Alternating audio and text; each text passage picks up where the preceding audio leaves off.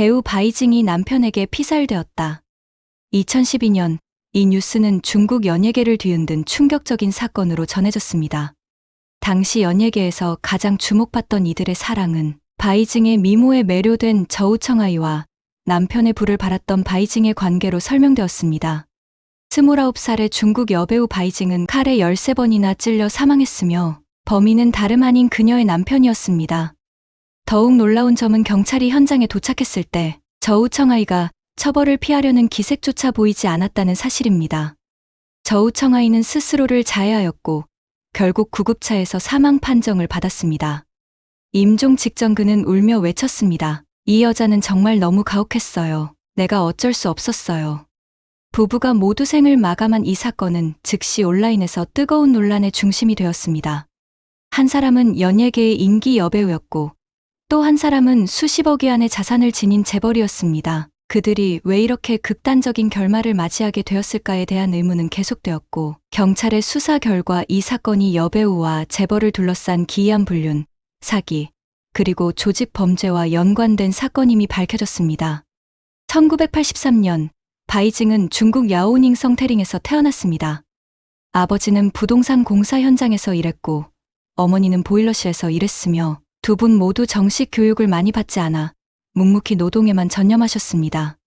바이징의 부모님은 그녀가 어릴 때 이혼하였고 그 이후 바이징은 어머니와 함께 자라며 아버지의 사랑이 결핍된 채로 성장했습니다. 어려서부터 일찍 철이 든 바이징은 4살 때 혼자 열쇠를 가지고 유치원에 다녔고 선생님이 주신 사과도 집에 가져와 어머니와 나누어 먹었습니다. 유치원 시절부터 춤과 노래를 좋아했던 바이징은 귀여운 외모와 뛰어난 재능 덕분에 선생님들로부터 사랑을 받았으며 유치원에서의 활동에서도 항상 눈에 띄는 존재였습니다.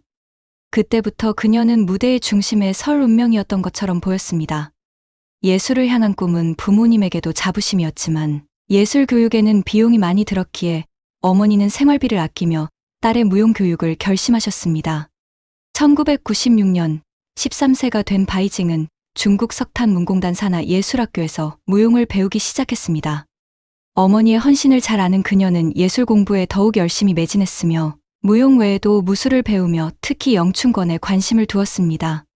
그녀는 매년 학교에서 우수 학생으로 선정되었고 여러 장학금을 받으며 노력이 점차 결실을 맺기 시작했습니다. 학교 생활 동안 바이징은 4년 연속 모범 학생으로 선정되었으며 3차례 1등 장학금을 받으며 친구들과 선생님에게 성실하고 모범적인 학생으로 인정받았습니다. 베이징으로 올라와 학업에 매진하던 시기, 바이징과 그녀의 어머니는 어려운 생활을 했습니다. 바이징은 학교 기숙사에서 지냈고 어머니는 사평이 되지 않는 지하방에서 생활하며 어려움을 겪었습니다. 바이징은 어머니가 자신의 모든 것을 걸고 미래를 위해 희생하는 모습에 더욱 열심히 노력했습니다. 이후 어머니는 생계를 위해 정저우의 작은 가게를 열었고 그 이후로는 학교에 자주 찾아오지 못했습니다. 그러던 중 바이징이 어머니에게 여러 번 물어보며 알게 된 사실은 어머니에게 새로운 남자친구가 생겼다는 것이었습니다. 그 사실을 알게 된 바이징은 불안감과 혼란스러움에 휩싸였고 마음을 정리할 수 없어 이를 일기장에 기록하기 시작했습니다. 그녀의 일기장에는 어머니의 남자친구를 아저씨라 부르며 아저씨는 엄마에게 잘해주고 나에게도 친절하게 대해주지만 나는 이 관계가 영원하지 않을 것 같아요. 마치 내가 이 가족의 외부인 같아요. 아저씨의 아이도 아니고 언젠가 엄마에게도 나 말고 다른 아이가 생기겠지요. 이 생각만으로도 너무 두려워요. 나도 언젠가 많이 벌어서 내 가족을 꾸리고 싶어요. 내 아이는 절대 고생하지 않도록 하고 싶어요. 하지만 지금 이 모든 상황을 보며 내 자신이 너무나도 약해 보이네요.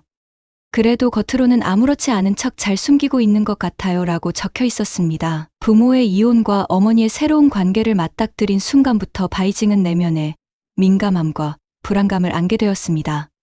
가정의 온기를 느끼지 못한 바이징은 내면의 불안감과 빈틈을 채우기 위해 돈을 삶의 최우선 가치로 여기기 시작했습니다. 이러한 생각은 결국 그녀의 삶에 큰 영향을 미치게 됩니다. 16세가 되었을 때 바이징은 첫사랑을 경험했지만 그 관계에서도 가정의 따뜻함을 느낄 수 없었습니다. 바이징은 가족이 어디 사는지 묻는 게 가장 싫다라고 말하곤 했는데 자신에게는 완전한 가정이 없다고 느꼈기 때문입니다. 부모의 이혼으로 인한 결핍은 그녀에게 큰 영향을 주었고, 바이징은 돈을 벌고 유명해지는 것을 갈망하게 되었습니다. 예술학교를 졸업한 후 바이징은 국률신광예술센터에서 음악 훈련을 받으며 꿈을 이어갔습니다. 딸의 연예계 진출을 위해 어머니는 정저우에서 다시 베이징으로 돌아와 매달 200위안짜리 지하방을 빌려 함께 살았습니다. 낮에는 어머니가 청소 일을 하며 생활비를 벌었고, 밤에는 바이징이 작은 공연을 통해 수입을 보탰습니다. 모녀는 하루하루를 살기 위해 부단히 노력했습니다. 마침내 2002년 바이징은 오랜 노력 끝에 꿈에 그리던 대학에 합격하여 중앙이극학원의 연기학과에서 본격적으로 연기를 배우기 시작했습니다. 중앙이극학원에서 재능 있는 인재들 사이에 있었던 바이징은 가장 아름답거나 재능이 뛰어난 학생은 아니었지만 누구보다도 성실하고 순종적이며 근면한 학생으로 평가받았습니다. 재학 중에도 바이징은 우수한 성적으로 2차례 장학금을 받으며 학업에 힘썼습니다. 그녀는 동료들에게 학업에 대한 모범이 되었고 주변 친구들에게 본보기가 되었습니다. 어머니의 부담을 덜어주기 위해 그녀는 대학 시절부터 작은 배역을 맡아 연기하기 시작했으나 아직 무명 배우에 불과했습니다. 2005년 졸업 후 바이징은 드라마 정옥에 출연했고 미스터리 드라마 사건 발생 현장에서 양류 역으로 짧게 등장했으나 여전히 이름을 알리기에는 부족했습니다. 2007년에 무명 배우였던 바이징은 드라마 혈색상의로 일약 스타가 되며 전국적인 인기를 얻었습니다. 이 작품에서 그녀가 맡은 텐수이수이 역은 청순하고 사랑스러운 매력을 발산하며 많은 이들에게 잊지 못할 캐릭터로 남았습니다. 드라마의 성공 이후 2008년에는 대형 상업 영화 삼국 견룡사갑에서 유명 배우 유덕화와 함께 출연하며 처음으로 큰 작품에 등장했는데 작은 역할이었지만 바이징에게는 소중한 경험이었습니다. 이어 2010년 바이징은 철인에서 배우 류의 황보와 호흡을 맞추며 백화상 최우수 여우주연상 후보에 오르고 걷다본이라는 작품에서는 인기 배우 원장과 함께 연기하며 상승세를 이어갔습니다. 하지만 바이징의 성공 이면에는 베이징 출신의 재력가 저우청아이가 있었습니다. 2005년 대학 3학년 때 연기자로서 활동을 시작한 바이징은 아직 무명 배우였고 연극 공연으로 생계를 꾸리며 중국 아동예술극단에서 실습 중이었습니다. 이곳에서 한 감독의 소개로 저우청아이를 만나게 되며 바이징의 삶은 전환점을 맞이합니다. 저우청아이는 1965년에 태어나 주식과 채권 투자로 자산을 형성하며 베이징에서 꽤 알려진 부유층이었습니다.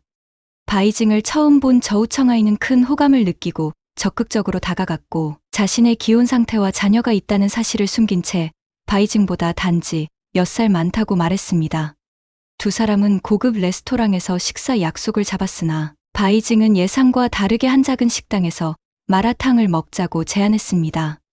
이는 평소 고급 음식을 주로 먹었던 저우청아이에게 신선한 충격이었고 바이징의 소탈함에 매료된 그는 바이징을 더욱 열렬히 추구하기 시작했습니다. 저우청아이를 만난 후 바이징과 그녀의 어머니는 베이징의 지하방에서 벗어나 고급 주택으로 이사하며 고급 차량까지 갖추는 등 생활 수준이 급격히 상승했습니다.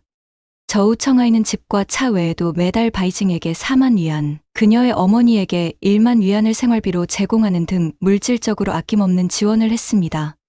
또한 바이징이 무대 연기에 집중할 수 있도록 100만 위안을 투자해 연극을 지원했고 영화 진옥 제작에도 자금을 아끼지 않았습니다. 특히 그녀를 스타로 만든 혈색상의의 주 투자자로 나서며 그녀의 성공에 큰 기여를 했습니다. 이 과정에서 바이징은 어릴 때 부족했던 부성애와 관심을 채워주는 저우청아이에게 의지하게 되었고 점차 감정적으로도 큰 의존을 하게 되었습니다.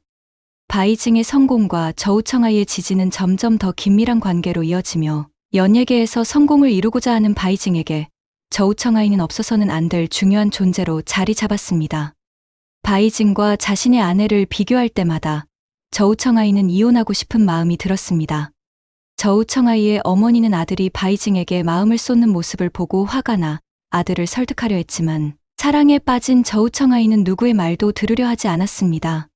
결국 주변의 반대를 무릅쓰고 첫 번째 아내와 재산을 나눈 후 급히 이혼했고 2008년 초 바이징과 혼인신고를 마쳤습니다.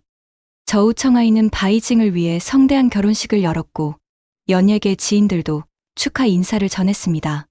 결혼식에서 무릎을 꿇고 청혼하는 순간 바이징은 감동의 눈물을 흘렸고 이렇게 완벽한 결혼을 하리라고는 꿈에도 생각하지 못했다고 했습니다. 저우청아이 역시 인생의 사랑을 찾았다고 느꼈고 바이징 또한 인생의 든든한 반려를 찾았다고 여겼습니다. 결혼 후 바이징은 가정에 충실하기보다는 여전히 연기자로서의 성공을 위해 노력했습니다. 저우청아이는 이를 전적으로 지지하며 바이징이 일에만 집중할 수 있도록 집안일을 맡아줄 사람을 고용하고 바이징의 어머니도 자신의 친어머니처럼 모셨습니다. 바이징의 인기가 점점 높아지고 외부 활동이 잦아지면서 집을 비우는 일이 많아졌지만 저우청아이는 의심하지 않았습니다. 단지 영화 걷다 보니에서 배우 원장과의 다소 파격적인 장면을 보고 체면을 지키기 위해 삭제를 요청했을 뿐입니다.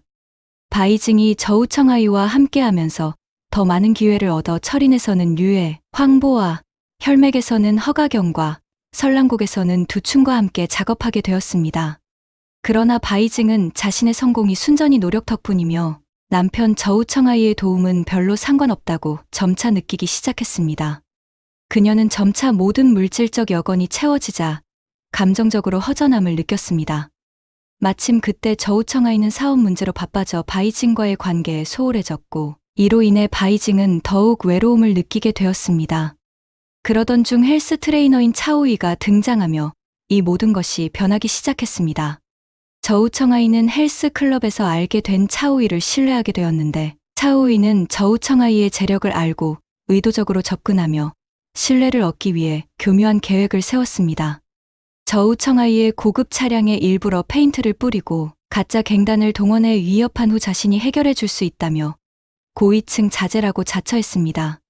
이후 비슷한 일이 발생하지 않자 저우청아이는 그에게 깊은 감사의 마음을 품고 차오이에게 현금 50만 위안, 고급 시계, 비싼 그림까지 선물하며 보답했습니다.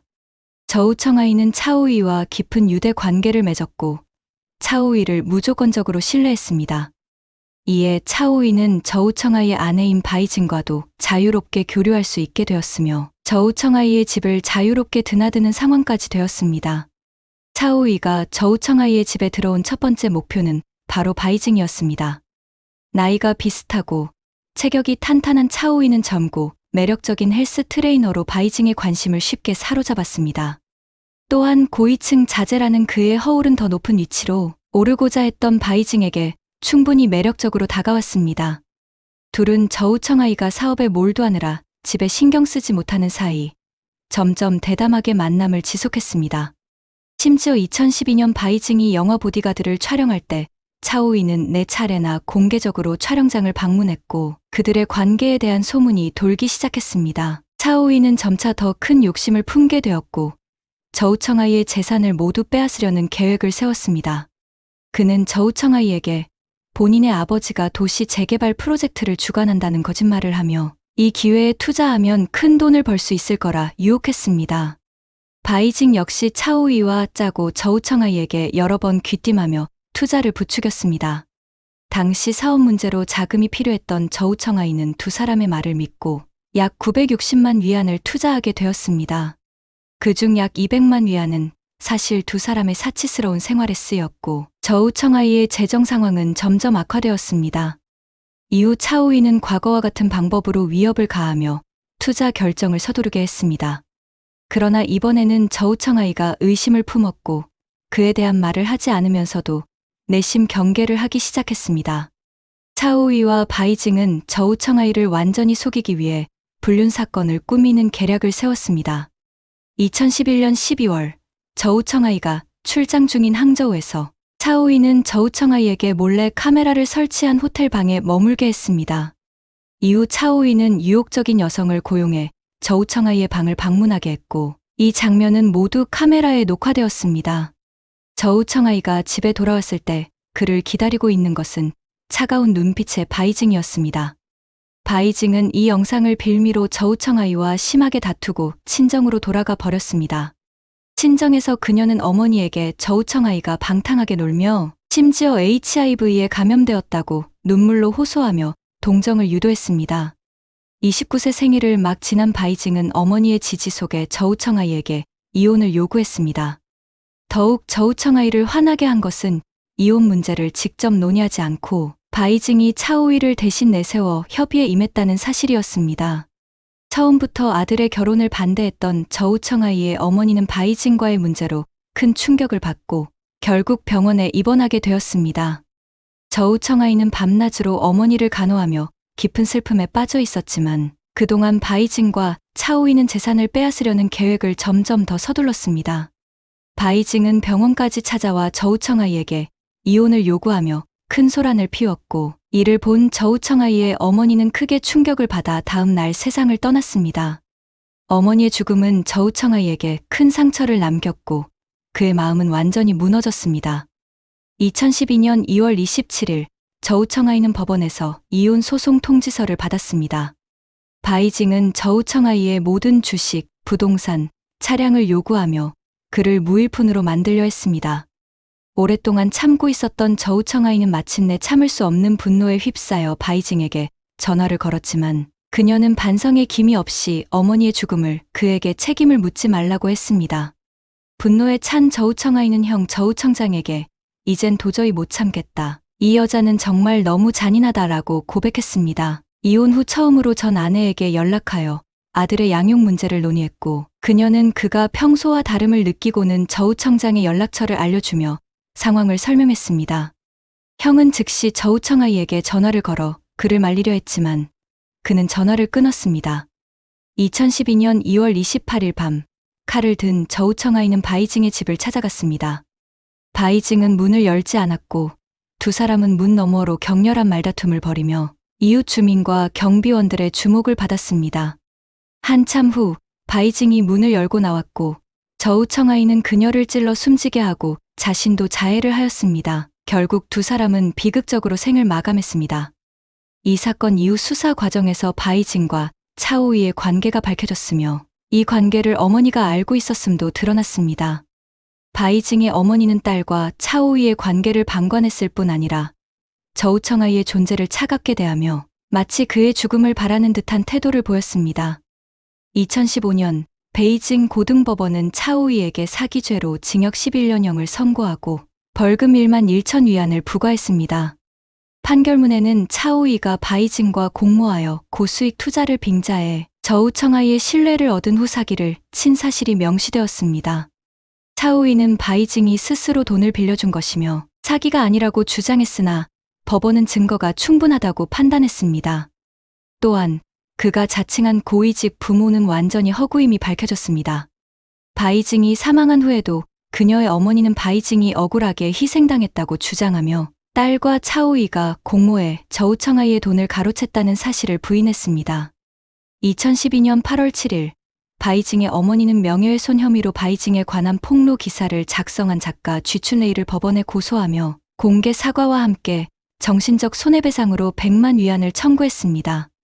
그러나 법원은 해당 폭로 내용이 허위가 아님을 인정하여 명예훼손으로 간주되지 않는다고 판결, 소송을 기각했습니다. 법원의 판결에도 불구하고 바이징의 어머니는 딸이 억울하게 희생되었다며 지속적으로 온라인에 글을 올렸습니다. 그녀는 바이징을 순수한 존재로 저우청아이를 잔혹한 인물로 묘사하며 자신이 소송을 제기한 매체들에게 100만 위안의 손해배상을 요구했으나 모두 기각되었습니다. 사실에 기반한 내용이기 때문에 명예훼손이 성립하지 않았던 것입니다. 이후 바이징의 어머니는 또 다른 전략을 펼쳤습니다. 그녀는 저우청아이의 막대한 유산을 상속받기 위해 자신이 장모라는 이유로 재산의 절반을 요구하며 저우청아이의 아들까지 고소했습니다. 그러나 이 역시 무산되었고 바이징의 어머니는 이미 바이징의 상속 재산을 상당 부분 취득한 상태였습니다. 바이징의 죽음과 그녀의 어머니가 관련된 일련의 사건들은 바이징이 비극적인 결말로 치닫는 과정에 어머니의 방관과 부추김이 적지 않은 영향을 미쳤음을 보여줍니다.